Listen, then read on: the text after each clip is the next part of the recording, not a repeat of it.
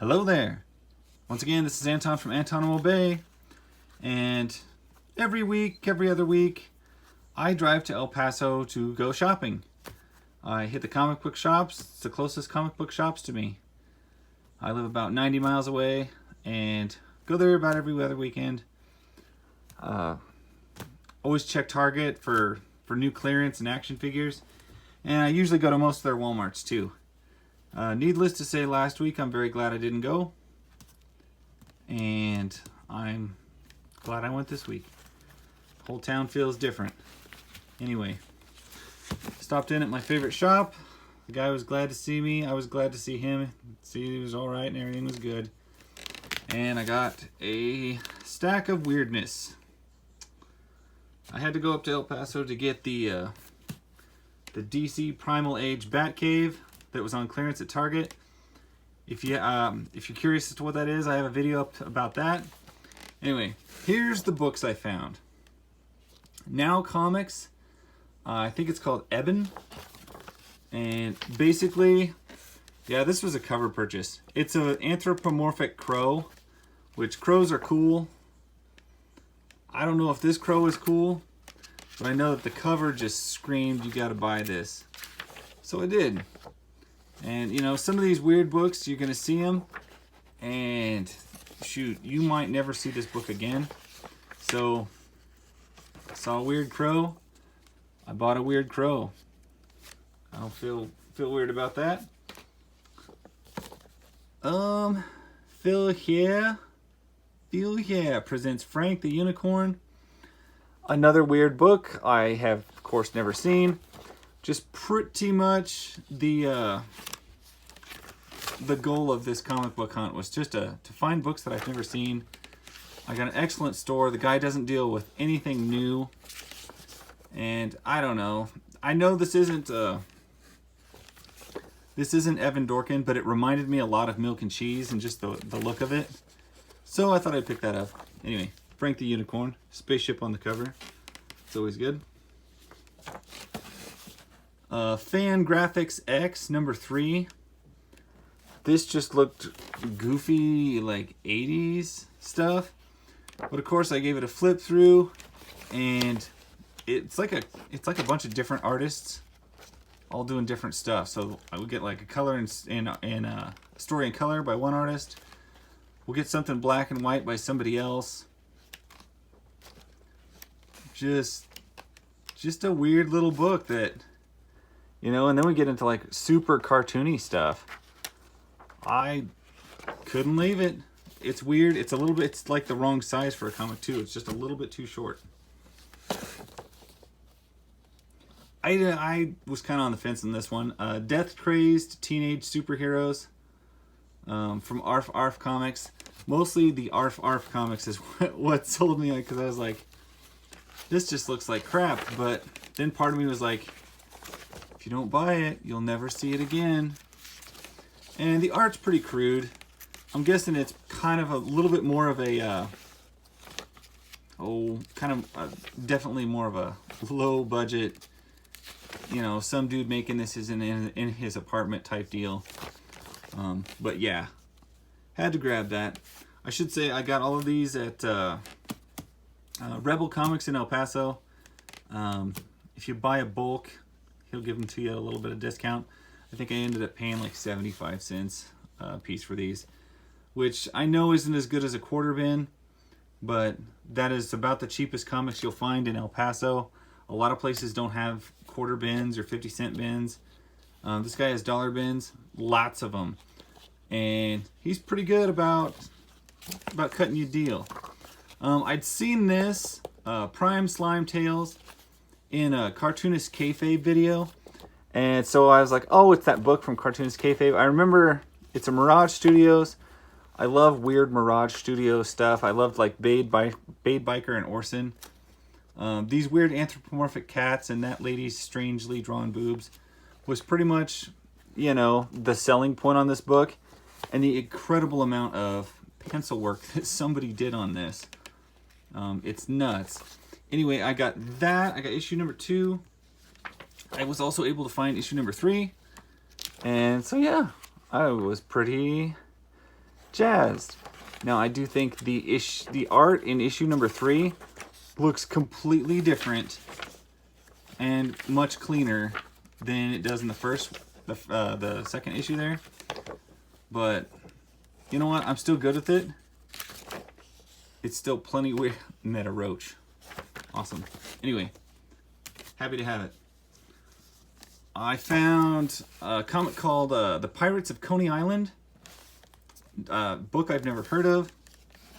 And it's a little bit newer. And the main reason I got it, I'm going to have to say, is because the art just reminds me of Gorillas. But I did read this. It is really messed up. It is disturbing. Very disturbing. But I was able to pick up, I think, issue 5 of 8. And then number 6 of 8.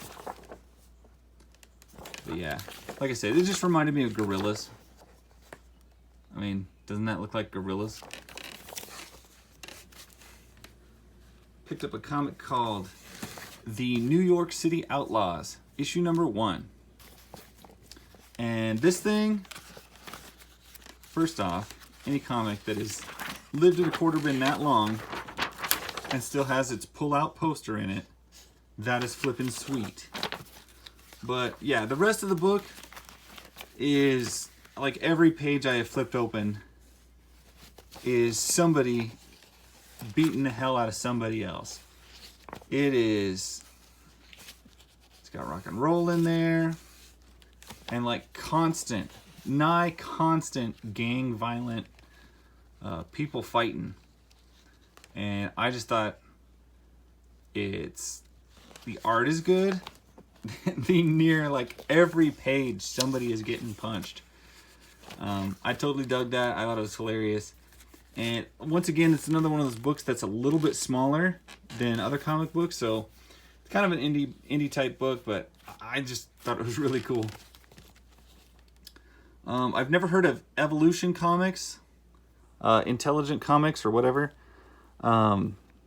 Issue number 2, New Frontiers. Yeah, so if I haven't heard of it, and it looks halfway decent at all, I should check it out. I'm going to do that. The art looked good. I saw this, like, skeleton, zombie, robot guy. And that pretty much sold me on it. That and this lady's like whole 80s motif she's got going on there. Anyway, yep, grabbed that. I picked up a couple of normie books. New Mutants 81 and 84. Mostly just because these are comics that, you know, I'm always working on my New Mutants run. But I didn't have these, and they looked pretty darn good. I'll even flip through it a little bit. They're kind of faded. But I'm happy with them. I picked up Eclipse Comics number 1, Mr. Monster Schlock. Yeah, it's just weird. It's got some of this type of art. It's got some of this type of art. It looks like kind of a collaboration of different time periods. This is definitely a reprinted period piece. It just looks like it everywhere.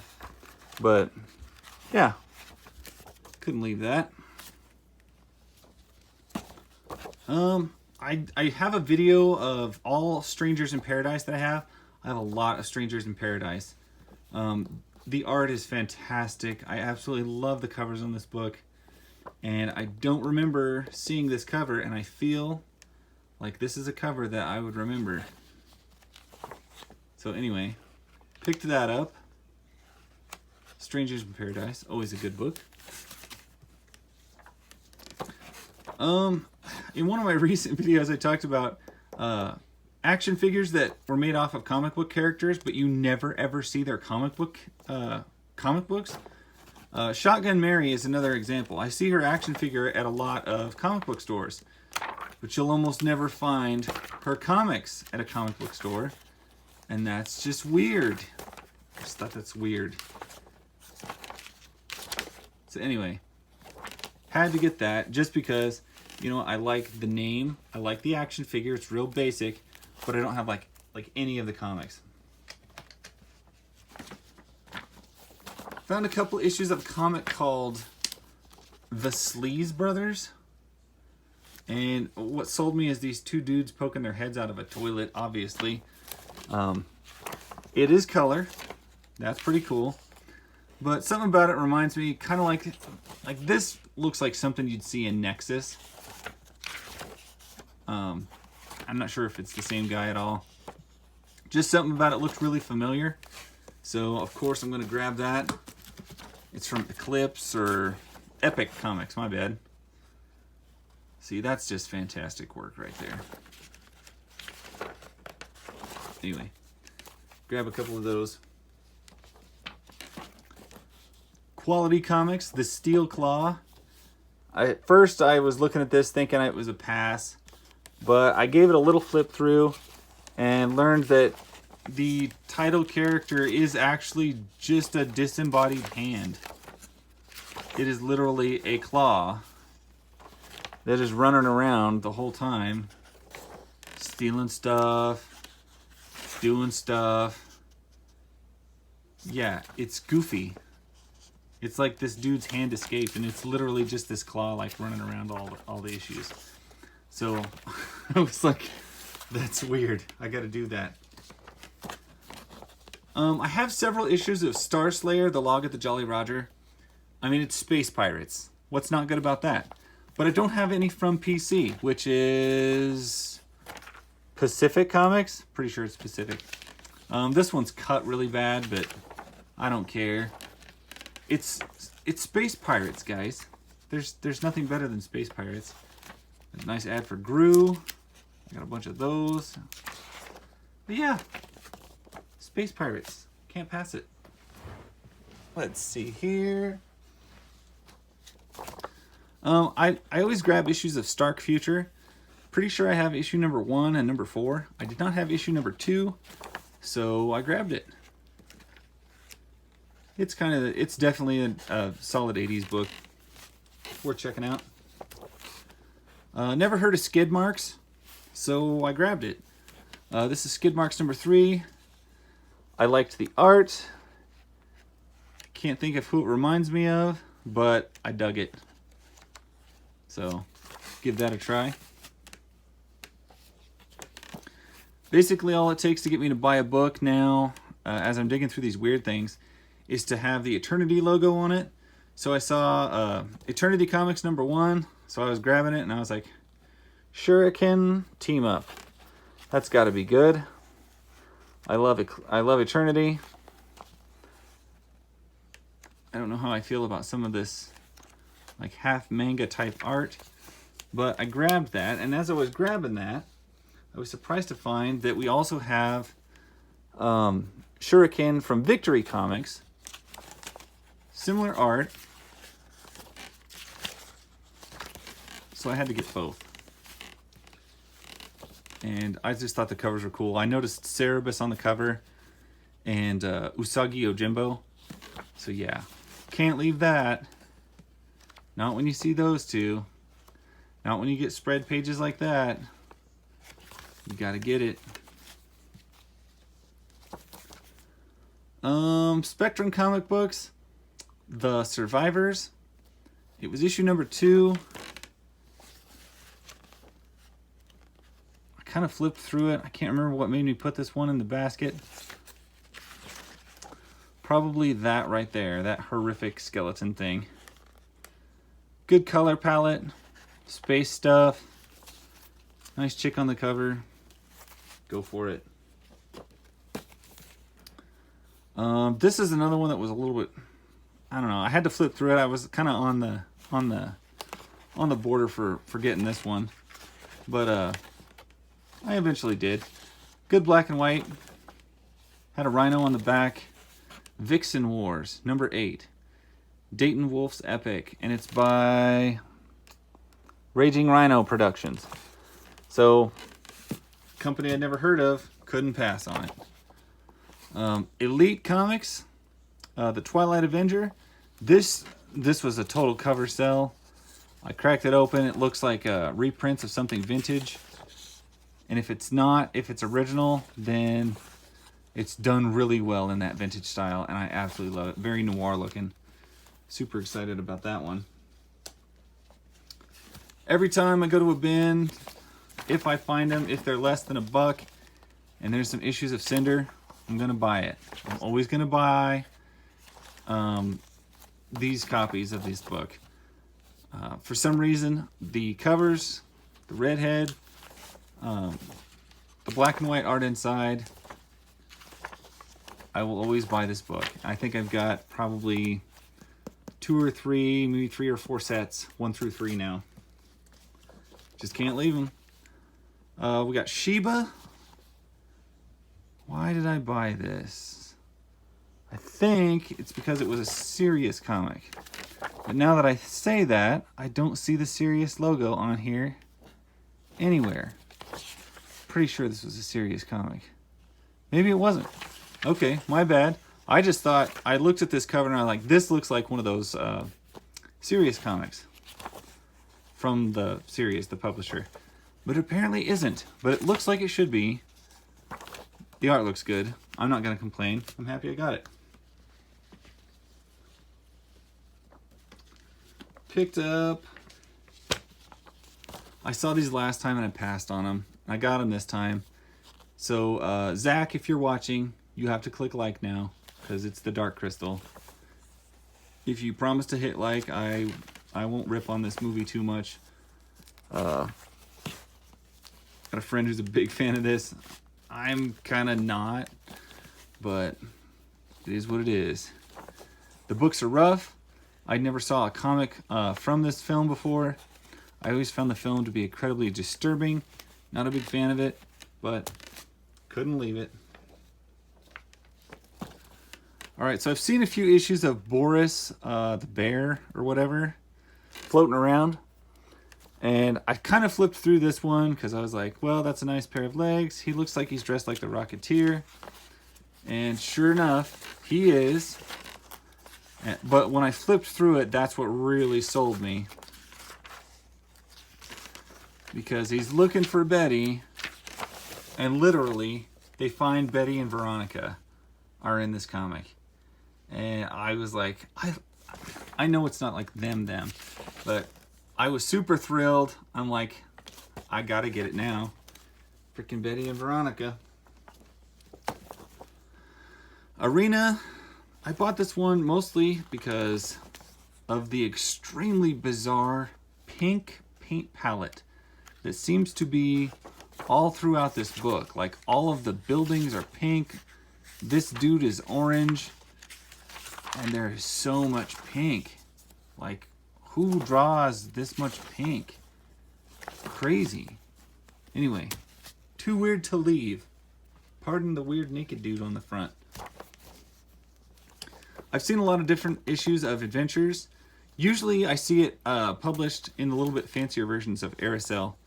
And this looked like a way, way primitive, earlier version of stuff of Adventures.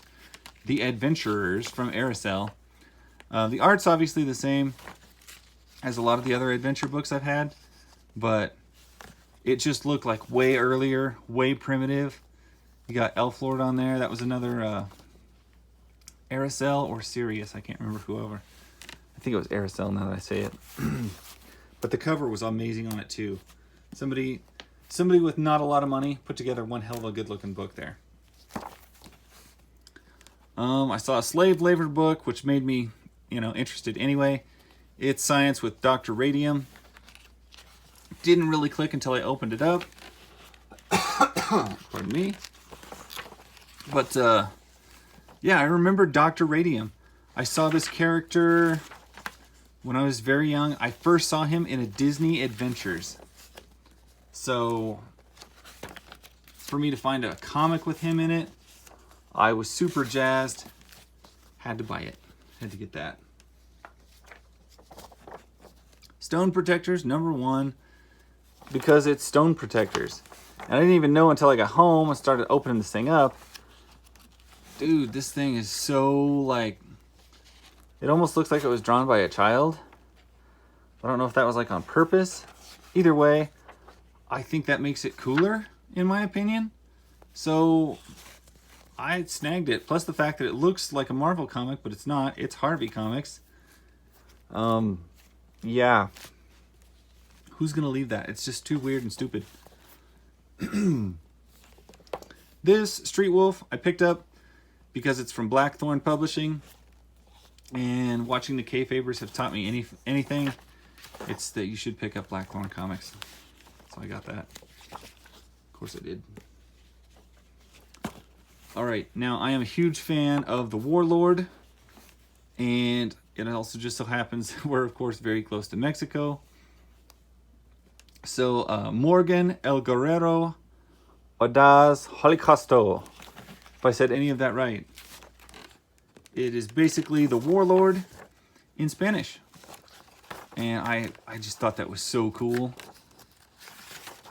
So anytime I see these weird Spanish books or Mexican titles or strange Mexican translations of a character, I get it. The book is a little bit smaller. I was so thrilled. Sorry. Okay, so I found this. I bought this one solely for the strange genericness looking of it. I mean, look at how strange and generic this wraparound cover is. It's not bad. The interior art it's alright. I don't know. It just looked so plain in its own little comic booky way that I had to get it, couldn't leave it.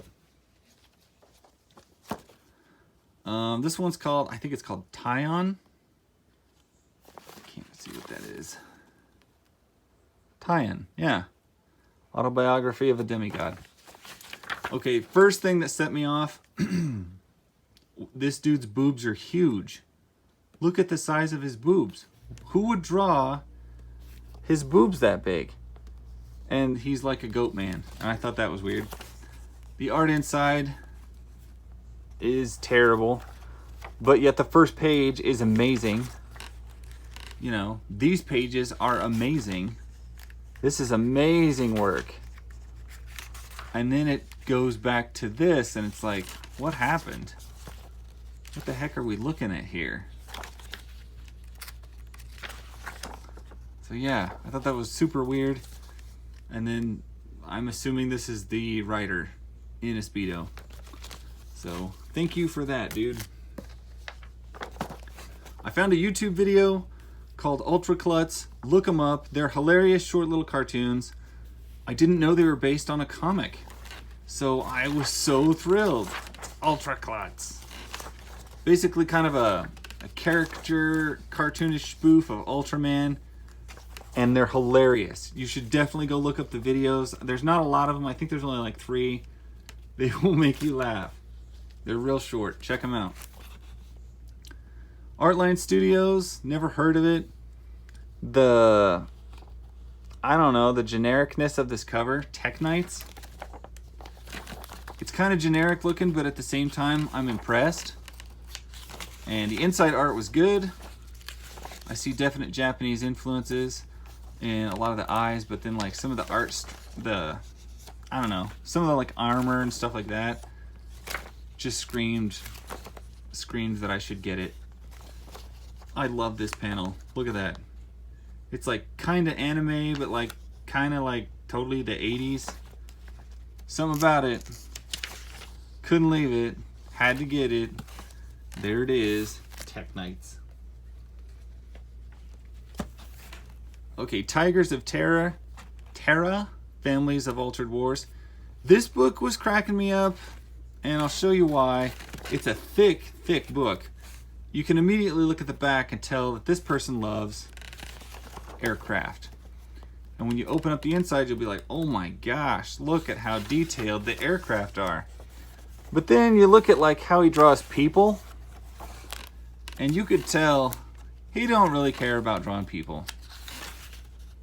Like, look, the attention to this and the attention to this, the difference is just, it just jumps off the page. The people are kind of just like half-assed drawn. you can tell. Just look. It's so simple, and then you get to like the straight lines of like a spaceship or something. You can tell where this guy's real passion is. Anyway, cracked me up when I flipped through it, and I got it just for that because it's like, I don't know, somebody really loved jets.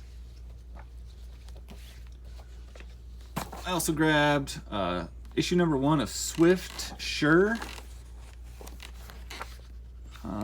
because it was Harrier comics, and I really just wanted to grab a couple Harrier comics. If nothing else, if there's nothing in there I even like, I still get the ads, just because I want to familiarize myself with some Harrier books, and this was the only ones I could find. You know, the art looks good. This cover just looks horrific, but it looked like something I would be into, so I grabbed it. I don't know how I feel about this cover. That's a lot of like S&M outfits. But it's Harrier, so what are you gonna do? Anyway, I grabbed that. That's what I got. I also picked up, this is by Hot Comics. It's just called Gods for Hire. And the art's good. It's kind of 80s. Of course it's 80s looking. But I hadn't seen it. It looked interesting. Issue number 2 of it. This is like the most 80s looking hair, outfit, everything, color palette. This just screams 80s. If I was to take a photo of the 80s, I would expect it to look something like this while playing Cyndi Lauper. So I got this because I was all about it. Super interested in it. Let me see if I can get a year on this thing. 1986. Gods for Hire.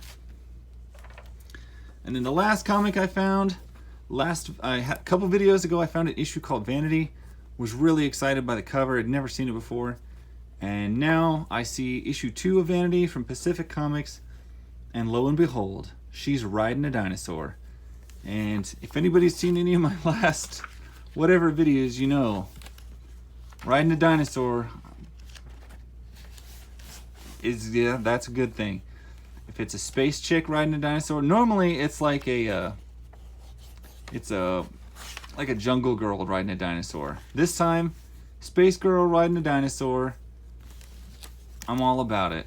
That's what I want. That's a good book to me. It looks like we got some other dinosaur action going on in here. That is a really cool looking ad.